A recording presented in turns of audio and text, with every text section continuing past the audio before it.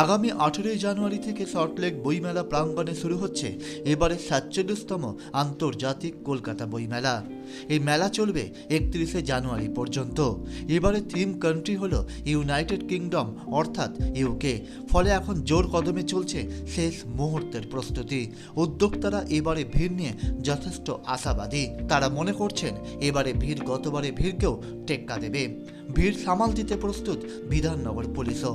মেলা থেকে বেরিয়ে অ্যাপ ক্যাব ধরতে যাত্রীদের যাতে কোনো অসুবিধা না হয় তার জন্য 1 নম্বর গেটে সুইমিং পুলের কাছে নির্দিষ্ট করা থাকছে জায়গা।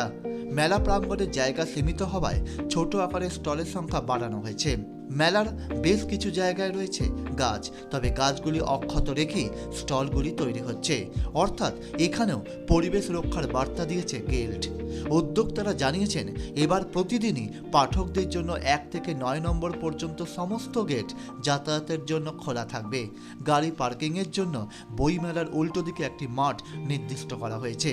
সব মিলিয়ে বইমেলায় এখন সাজো সাজো রব। বই প্রেমীরা যেমন অধীর আগ্রহে অপেক্ষা করছে, তেমনি গিল্ডও প্রস্তুতিতে কোনো খামতি রাখতে চাইছে না। ফলে আগামী 18 জানুয়ারি মুখ্যমন্ত্রী মমতা ব্যানার্জির হাত ধরে উদ্বোধন হওয়া বইমেলা বইপ্রেমী মানুষের মূল গন্তব্য হবে, একথা হলফ করে বলাই যায়। Target news.